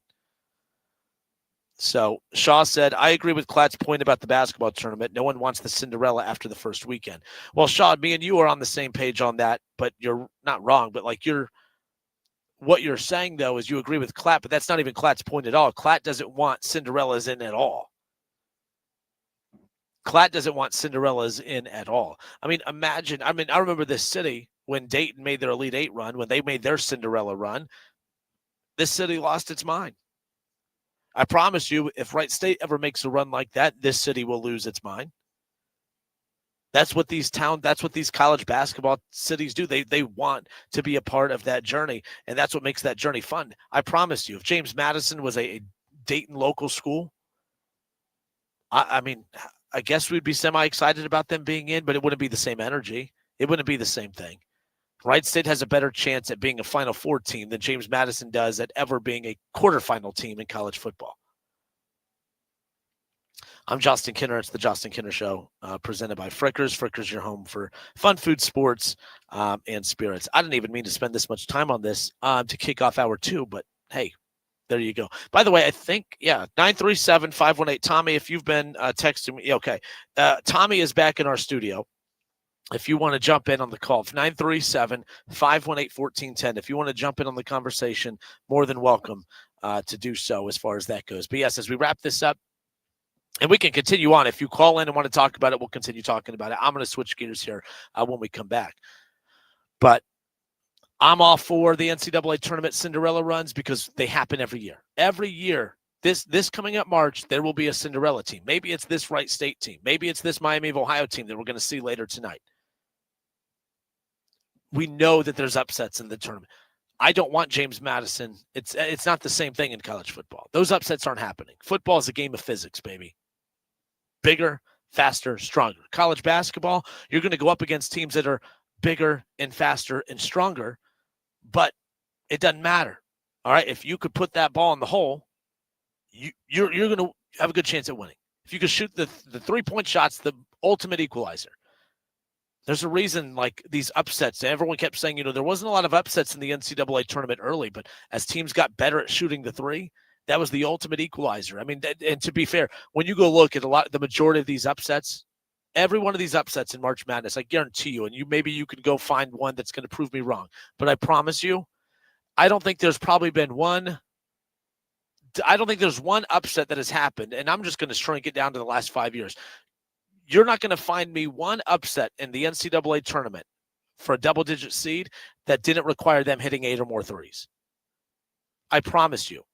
There's not one single double-digit upset. And I don't like – and you could find your 12-5s, but yes, your 12-5s. In your 12-5s, okay, in your 15-2s or whatever, I promise you, all of those upsets came because the 15, the 14, the 12, the 13 seed, whatever, they all hit 8 or more threes. And my guess is it's probably double digits. If Wright State ever wants a chance to go on a run in the NCAA tournament, they're going to have to go out and hit a lot of threes because they're not going to have enough big bodies down low to outmuscle those guys, which is why I use Oakland as a prime example. I said it. You can go back and ask Kev Nash that year when we were doing our brackets a couple years ago when Oakland won those games. I said they had 2 really good 3-point shooters, and they had a guy that was just good enough down low that if he doesn't get in foul trouble, that they were going to be just fine. And sure enough, Golke just absolutely goes bananas for that entire tournament. And they pulled off the upset against Kentucky. They lost a close one against NC State, and it's because they were shooting the 3-ball well. It's the ultimate equalizer. What is the 3-point shot in college football? That's the ultimate equalizer. Nothing. You're not big enough to stop their offense. You're not big enough to do any of those things. And there's nothing that you could do as a football team that is the equivalent to what a mid-major team could do with the 3-point shot. There you go. Adam Seltner said Florida Gulf Coast in early 2010s for March Madness. I know they're a Cinderella team, but what do you you're throwing that out there, but for what? Did they win a tournament game without hitting double-digit threes? That's what I'm curious about.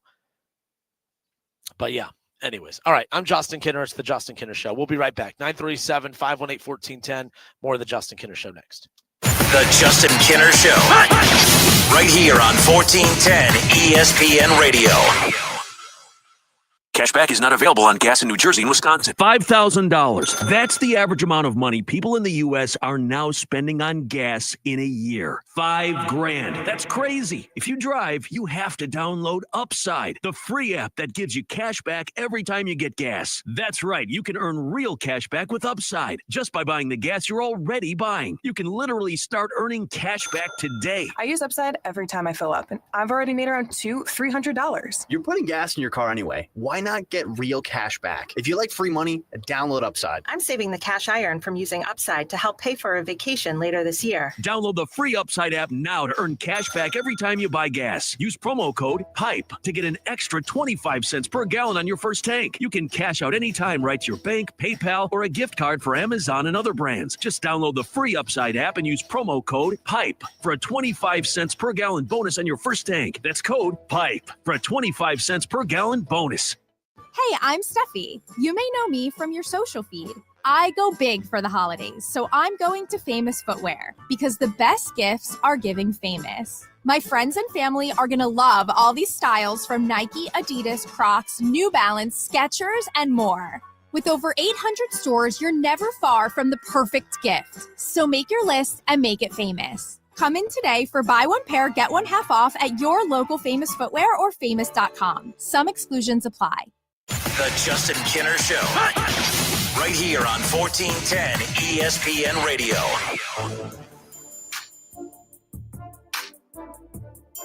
All right, and we are back. It's the Justin Kinner Show presented by Frickers. Frickers, your home for fun food, sports, and spirits. Adam Seldner on Facebook, on the Justin Kinner Show Facebook page, reached out and said that Florida Gulf Coast took out Georgetown playing this version of college basketball, was saying that they were a recent example of what you are talking about. Oh, yeah. And again, I'm wrapping this conversation up unless you call in. But the shot at the NCAA tournament, the NCAA tournament and the college football playoff, they're not the same. Not the same. College basketball was made for the Cinderella runs. College football is not. You only got 12 teams. They get 68. Like it's whatever. So I'm not going to compare the two. I just think that's kind of silly when it's all said and done. Plus, the reason that there's upsets in college basketball is because the three-point shot is the ultimate equalizer. I threw this challenge out to anybody, and I there's probably going to be examples. Maybe not, though. I'd say use 5-10-year sample size, and you could use more if you want, but I don't think you're going to go find any upsets, double-digit upsets in the NCAA tournament that did not require at least 8 or more threes to be hit. Wright State's hit double-digit threes 3 times this year. They're 11 games in. 3 of the 11 games that Wright State has played, they've hit double-digit threes. And you have to knock down threes to have a chance to upset any big teams in the NCAA tournament. It's as simple as that. In college football, what's that equivalent? What does a James Madison have to do to upset a big school? Hide their keys? What? Nothing. There's nothing in football that is an equalizer like the three-point shot in basketball is, as far as that goes. Okay. Moving on. So I thought this was interesting earlier that the Cincinnati Bengals, there's all this chatter because, I mean, this has to be the year that they move on from Zac Taylor, right? I used to be a Zac Taylor defender, and it's not that I used to be and I'm no longer a Zac Taylor defender, but I am at the point where I do think change is needed. Sometimes it's not that, a coach is bad. And Zac Taylor, I don't know if he's good. I just don't think he's as bad as what you guys say. But I think we can all agree that the front office is an absolute laughingstock. And they do not put this team in position to succeed, and you're expecting Zac Taylor to go out there and put them in position to succeed when he wasn't put in position to succeed. And you could say, well, what are you talking about? He was given Joe Burrow, Jamar Chase, and T. Higgins. Exactly. And that's why they're the most explosive offense in the NFL every year. But what they have not been given is anyone with a brain defensively. And yet Zac Taylor is supposed to be held accountable for what the front office's mistakes are. That's why I always have a hard time getting into the coaching discussions of who needs to go and who needs to be fired. The only time I ever get into that discussion about a coach needs to go is if it starts to feel like you're losing the locker room. And that is why I'm slowly starting to transition towards saying, yeah, Zac Taylor probably needs to bounce. It feels like the locker room is slipping. You have your crybaby quarterback who just isn't happy anymore. Poor guy, $55 million a year, and he's just not happy. By the way, anyone that says money doesn't buy happiness, bite me. Yeah, it does. I promise you, I'd be very happy making $55 a year. So would you. So would you. As far as that goes, more money, more problems. Well, stop looking for them. There you go. But no, I just think that at times it comes to, I've always defended Stefanski. At no point have I ever felt like the Browns have quit on Kevin Stefanski. I finally feel that way now. I feel like this team, they've lost a lot of games during the Stefanski era, but they've always played really hard, and they've never quit on the coach. If they don't quit on a coach, I don't think you should get rid of the coach, because sometimes a team could just lose games because they're just naturally not good. But if you start losing games because you're just giving up. By the way, the Bengals, with that offense against the Ravens' crap-ass defense, for them to be shut out, that's a big indictment on Zac Taylor. It is. And you guys know, I've defended him to you Bengals fans for years now. Every time the team loses, you guys blame Zac Taylor. Every time the team wins, it's in spite of Zac Taylor. There's no way he's that bad of a coach. This is the first time in years that they're going to finish below 500. I mean, 2 years ago, they were without Joe Burrow for the back half of the season. They finished above 500. He was the head coach of the team that went to the AFC Championship game back-to-back years. He's the head coach of a team that went to a Super Bowl. Zac Taylor was doing his job. Zac Taylor last year with the historically bad defense won 9 games. They finished above 500. I know they missed the playoffs, but I'm like, there's something to be said about Zac Taylor finding a way to win games. If we're going to, give Mike Tomlin a Hall of Fame plaque because he's never finished under 500, but yet not afford the same, whatever you want to call it, to Zac Taylor. I don't know. I'm not comparing the two. I'm just saying, like, Zac Taylor's teams have never quit. In fact, if you look at Mike Tomlin teams always start out 4-2, 5-2, 4-1, and then they end up just absolutely getting obliterated on the back half of the season, and then they finish right at 500 and miss the playoff or barely get in and get knocked out in the first round. Zac Taylor teams always start out poor, but they get better as the season goes on. Give me the coach that knows how to push the right buttons to get the team to start playing better at the most important time of the season. Bottom line is Zac Taylor's not doing that. Zac Taylor's not doing that. So earlier, I had tweeted this out because BengalsTalk.com, Jay Morrison's part of them. Obviously, he comes on the show regularly. I don't know who wrote this one. I guess I could just find out. But from SI.com, BengalsTalk.com, it was Russell Heltman, that it's saying that now's the time to move on from Zac Taylor because the Bengals would be in a power position for top head coaching candidates if the team fires Zac Taylor. And the headline on the tweet was, the Bengals could be the belle of the coaching ball if they move on from Zac Taylor. I disagree 1,000,000,000%. Why would they be the belle of the coaching ball if they move on from Zac Taylor? And I'm asking a question that I know how you guys are going to answer. I'm just telling you your answer is wrong.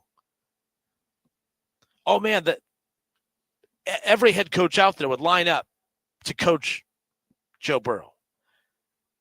I agree if he played for a normal organization.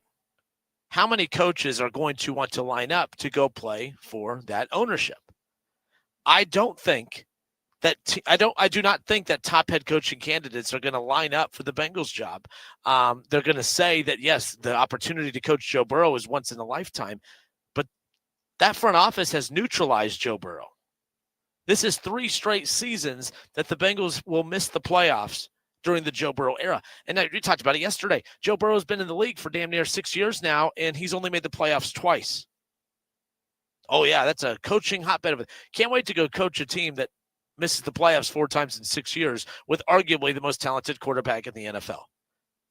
Not all on Joe Burrow, but that's the point. It's on the front office.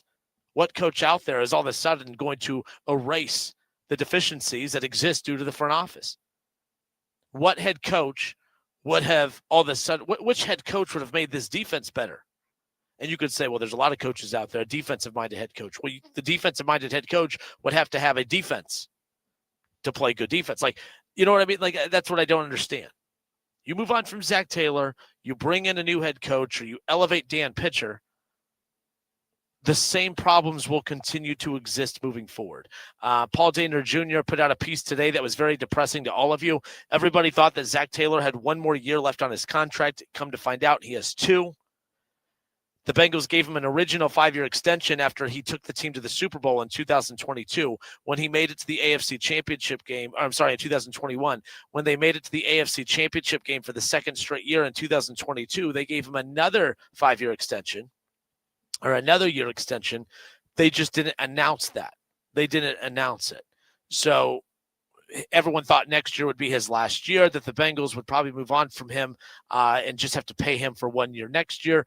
The Bengals are not going to fire Zac Taylor and pay him next year and the year after. They're just not. Because if you fire Zac Taylor, you're firing Zac Taylor to get a better head coach. And to get a better head coach, you would have to pay $12 to $15 million a year in that range. The Bengals aren't going to do. They're not going to spend $20 million a year on the head coach position, which is what they would have to do theoretically if they fired Zac Taylor and brought in a new coach. That's not going to happen. It's just not. Zac Taylor is going nowhere. So all this speculation about, oh, the Bengals would be the coaching belle of the ball, they would not. They would not.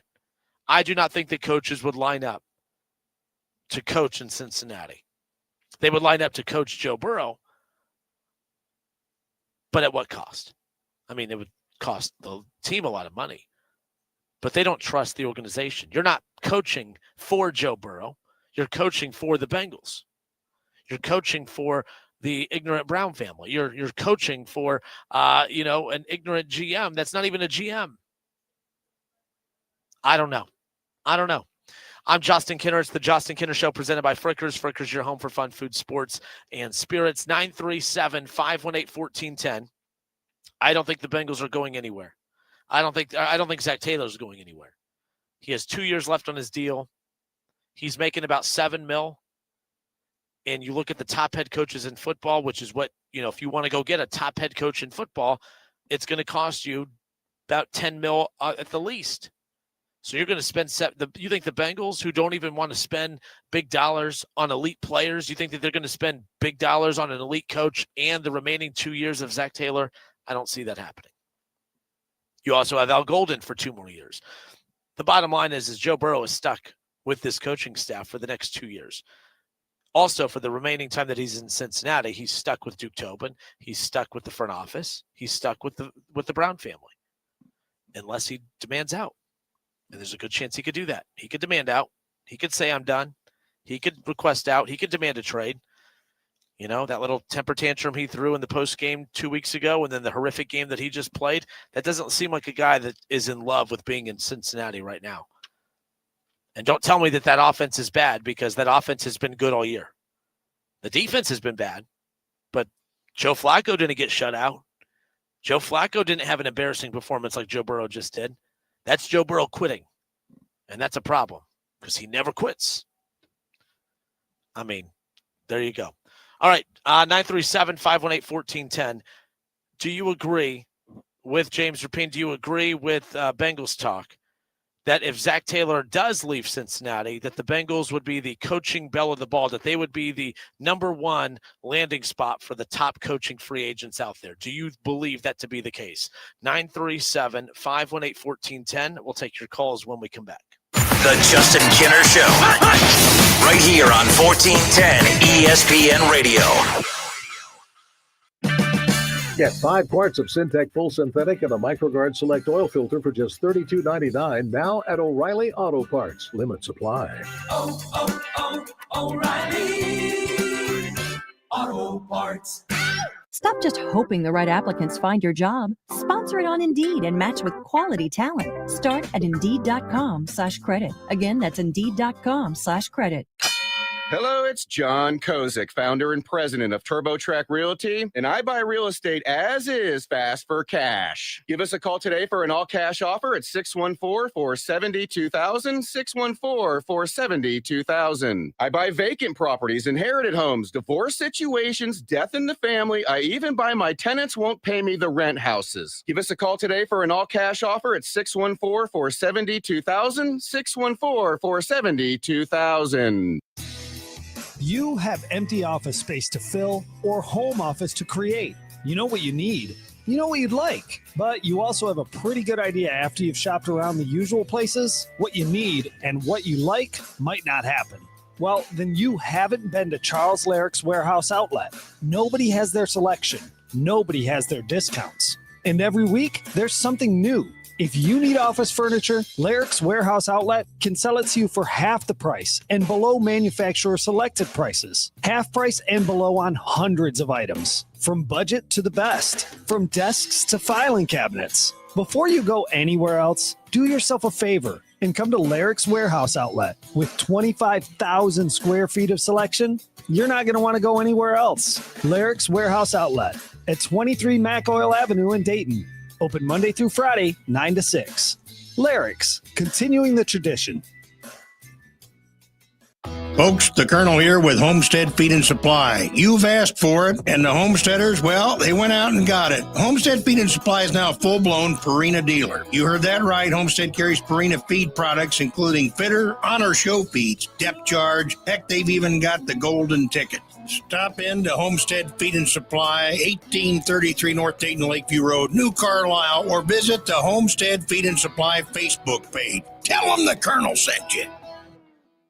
$5,000 sign-on bonus. That's right. My friends at Cordell Transportation are now hiring experienced Class A CDL drivers with excellent work history. If that's you, apply now. Cordell Transportation offers home daily dedicated lanes, no-touch freight, and brand new equipment, plus a $5,000 sign-on bonus paid over 18 months, paid orientation, and company 401k with company match. Apply online at CordellTransportation.com. Cordell Transportation, driven to succeed. FIFA World Cup 2026 is coming soon, but your opportunity to be there starts now through an exclusive offer with an eligible Bank of America Visa credit card. For a limited time, become a new customized cash rewards or unlimited cash rewards Visa credit card holder, and you will be eligible for a chance to purchase FIFA World Cup 2026 tickets. Learn more at BofA.com/cardFWC26. What would you like the power to do?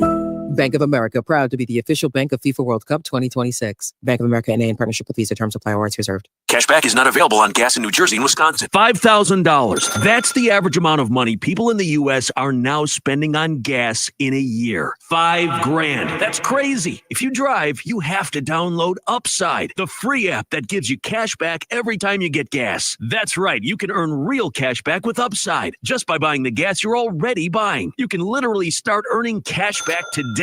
I use Upside every time I fill up, and I've already made around $300. You're putting gas in your car anyway. Why not get real cash back? If you like free money, download Upside. I'm saving the cash I earn from using Upside to help pay for a vacation later this year. Download the free Upside app now to earn cash back every time you buy gas. Use promo code PIPE to get an extra 25 cents per gallon on your first tank. You can cash out anytime right to your bank, PayPal, or a gift card for Amazon and other brands. Just download the free Upside app and use promo code PIPE for a 25 cents per gallon bonus on your first tank. That's code PIPE for a 25 cents per gallon bonus.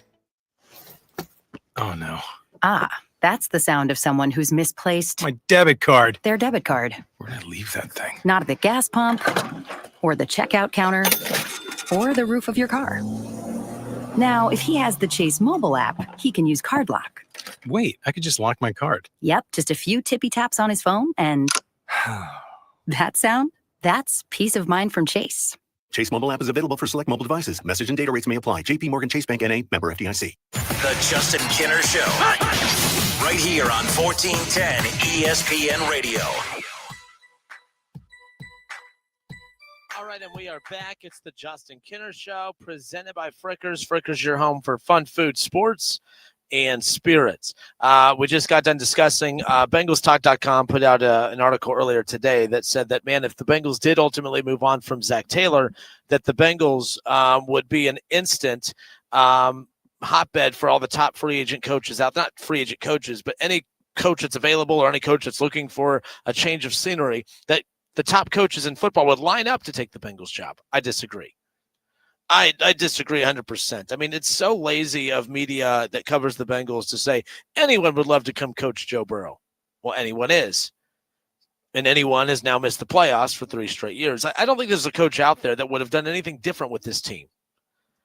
Like, I don't. There's not a coach out there. Like, Zac Taylor's not why this defense is bad. Duke Tobin is. You know, like, this really isn't difficult. Even if you had a defensive-minded head coach, would he make a bad defense good? No. Good defensive players make the defense good. That's why I just get so fed up with all of this stuff, is because, and that's what happens in a lot of these coaching situations. Like, for instance, Kevin Stefanski's probably going to get canned after this year. And then the Cleveland front office is going to go get Shedeur Sanders, a couple good wide receivers. They're going to button up that offensive line.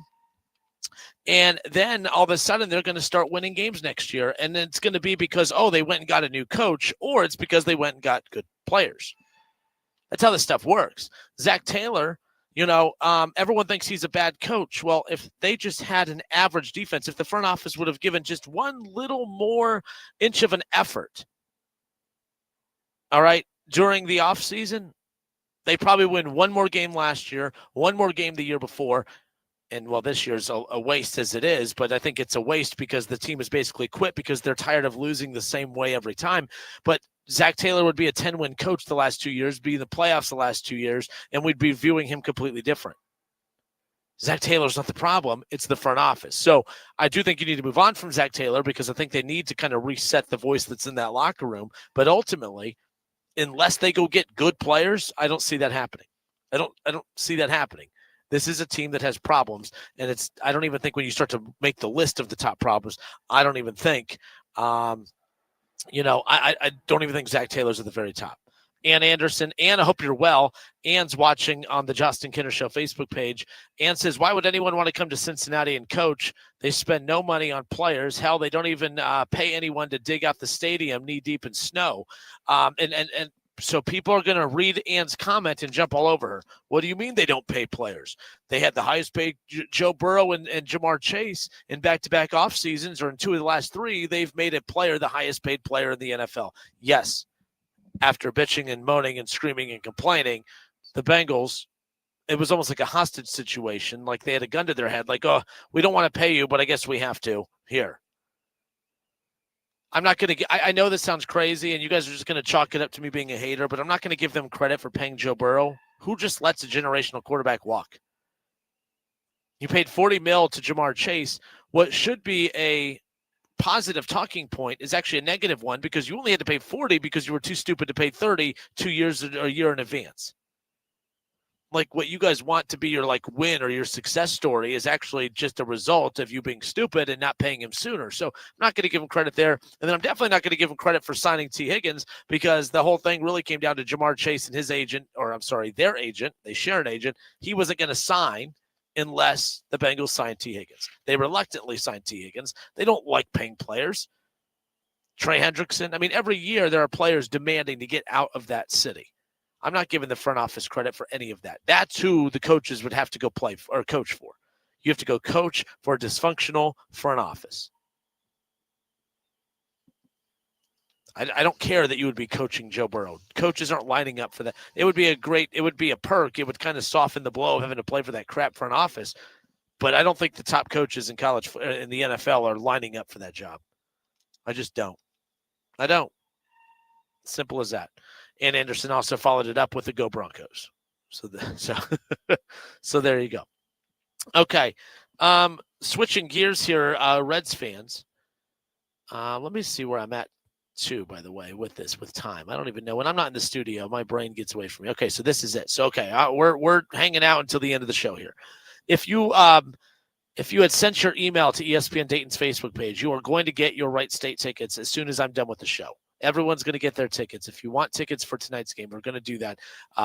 Again, while supplies last, we had a certain allotment. Once we run out, we run out. But, again, you can also get your tickets at WSURaiders.com for tonight's matchup with Ohio.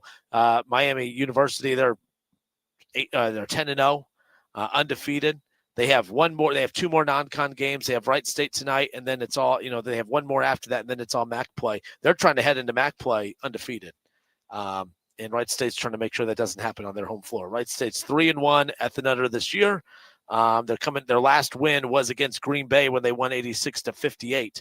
Wright State's coming off of the 76-74 one possession loss at Marshall. I think someone said earlier, they can't believe that when they looked at the line that Wright State's favored tonight. I could believe it. People just want to look at you don't want to watch a second of basketball. You just want to look at a record and try to say, hey, that team's not any good. But Wright State is pretty dang good. All right, they've played a very, very tough non-conference schedule. When you look at who they've played, the losses that they do have. You lose to Kent State by 2 possessions in overtime in a game that they led for the majority of that. Toledo, they lose to Toledo at home. We're ahead of Toledo at halftime. as far as that goes. Like, they've played really good teams throughout this stretch. They got a win over Stetson.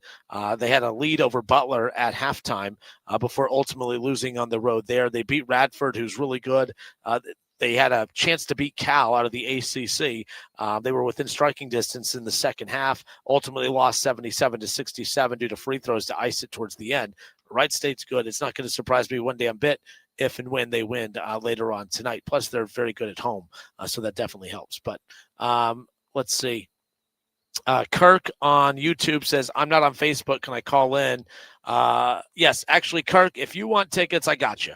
If you want to attend the Wright State Miami game tonight, do me a favor. Give the studio a call. My guy Tommy Collins is hanging out in the studio. 937-518-1410. Give my guy Tommy a call, and he's going to write down your email for me, and I'll make sure to send you tickets coming up here in a little bit. Tommy just gave me the thumbs up. He says he's good. So he's waiting on your call. Kirk, give Tommy a call, 937-518-1410, and we'll make sure you get tickets for the Wright State Miami game coming up here in a bit. Kirk also says, until Katie Blackburn takes over the team or pulls a Janie Buss and sells for $10 billion, the Bengals will bungle. Absolutely. I mean, there's no major – I mean, you could change the head coach. You could change the chef, but if you still have the same crap-ass ingredients, it's going to be the same tasting bled meal year in and year out. So there's that. But, yeah, Wright State, there you go. Jaaron Simmons, if you missed that, the Justin Kidder Show, you could subscribe and download anywhere you get your podcast. If you missed that, Alter's all-time leading scorer. He's now an assistant here. I love the fact that, we're spoiled here in the Miami Valley with how much talent comes through. Basketball-wise, football's always king, but I always work the state tournament every year, and it's always just a blast when you see just how much talent is actually in the state. I know a lot of talent leaves the state because they go play for the, for those academies, but my goodness, there's still a lot of great success stories, and Simmons was one of my favorite ones. Stories out there, we know the story of Chris Wright, Norris Cole. Right, like they're out there. Daquan, I mean, so many great players throughout, and those are just guys from further back. I mean, there's so many great players from recent as well that have been fun to follow. But if you missed our conversation, that's available wherever you get your podcast. He's an assistant with the Raiders right now. So there you go. Troy says, Ann Anderson, they paid Joe Burrow, T, and Chase. They did pay too much for the offense. Yeah, Troy, that's when she had said that. I said, I guarantee you people are going to say she's wrong because they do pay their players. There was just something the way the Bengals did it that it's hard to give them credit for. Let me rephrase that. The Joe Burrow thing didn't get dicey. They got that done. They got the Joe Burrow contract done, and they dotted their I's and crossed their T's. But I think that the T. Higgins and the Jamar Chase thing made them look really silly. And the same thing with Trey Hendrickson. Who ultimately I was fine with them not paying, but when you're so bad defensively, beggars can't be choosers. You need the best defensive players out there. Now it backfired for him. But yeah, I'm not going to give they paid Jamar Chase, but yeah, they paid Jamar Chase $40 million. Yeah, that's not the success story you think it is. They paid him $40 million because they were too cheap to pay him early and ultimately cost them. T. Higgins, I mean, they let that kind of unravel. I would have respected the front office more had they let T go. I think T. Higgins was a bad front office decision. I don't think that that's a win like people want to make it out to be. And I like T. Higgins. And I don't mind that they kept all three, but you can't keep all three if you're absolute butt cheeks everywhere else. And that's exactly what's happened with the Cincinnati Bengals at this point. I do want to wrap up with the Reds here. We have less than 10 minutes remaining. Okay. As we sit here right now, where did this go? Let me pull up the old Twitter machine. All right. So the Reds make a signing. Okay, so the biggest move that the Reds have made this offseason is they were able to get Emilio Pagan for 2 years, $20 million. We know that they have about $20 million to spend, which is why we were kind of shocked that they were as deep into the conversations with Kyle Schwarber as what they were. Now they're still being linked to Ketel Marte. They're still being linked to some big names through the trade market. My problem with that, not really a problem, but my thing with that is, you're a prospect savvy team. Like you depend on the success of your farm system, and you're obsessed with giving up the farm to go get these players, but you still have to pay those players. If you do everything you can to pay Kyle Schwarber, sure, you may not want to spend all of that money, but think about the money you save by not having to give up prospects as well. Not really the money you save, but think about what you gain on the back end. Sure, you would have paid a boatload for Kyle Schwarber, more than you would have wanted to. But it's a lot better than, okay, we missed out on getting him, our impact player, but now we're going to give up some top prospects or a top pitcher to go get Ketel Marte, which is a great addition if you could pull it off. But it's like, now you have to pay him a lot of money. So you have to pay him a ton of money and give up prospects, or you could have just spent a ton of money and got Kyle Schwarber and everyone would have been happy and you wouldn't have to give up anything. That's my problem with the Reds looking to try to improve this roster through the trade market, is I just don't think that makes a whole heck of a lot of sense. But that's where we're at. So the Reds get the big deal done with Emilio Pagan, 2 years, $20 million. That's a good thing. It's just we're not going to give them credit for it because we're pissed at how underwhelming everything else has been. But the Reds did just sign Caleb Ferguson. All right, that's a quality pickup. It's another big addition to the Reds bullpen. We knew that they had to address, they needed to get a bat in that lineup, and they needed to make sure that they fine-tune that bullpen. They have one of the best rotations in baseball. All right, when you have Hunter Green, you have Nick Lodolo, you have Andrew Abbott. Andrew Abbott, I think, was the best pitcher the Reds had last year, but he's no Hunter Green. I think that is one of those things where you have a great rotation. And then Chase Burns, who you just called up last year, you're going to get Rhett Lauder back. Obviously, Brady Singer, who you acquired in the trade for Jonathan India last year in the offseason. So they have one of the best rotations in baseball, but it was followed up by a bullpen that needed some serious work. Graham Ashcraft was a great, when they moved him, there was a lot of hope that he would be one of the Reds starters of the future. That did not pan out. We thought that the Reds were going to bid farewell to him, and he ultimately worked out very well, middle relief and just being a heck of a bullpen guy. So you're going to have Graham Ashcraft, you have Emilio Pagan, and now you go get Caleb Ferguson, who's a top lefty. All right. Teams hit 184 against him last year, left-handed, as far as that goes. So the Reds needed that. They needed that. He's durable, 60-plus. He's made over 60-plus appearances over the last 3 seasons. Pagan is durable. Now you get a durable lefty, right? And I think that's they've upgraded over Suter. They've made some good additions already, as far as I'm concerned, to the bullpen. But you have to go get a bat. And there's a name that the Reds are being linked to that I think makes a lot of sense. Whether they'll do it or not, that's always the big question. Okay. They want to make a trade. There's rumors that the Reds are linked to Ketel Marte. I actually don't think that the Reds are going to make that deal.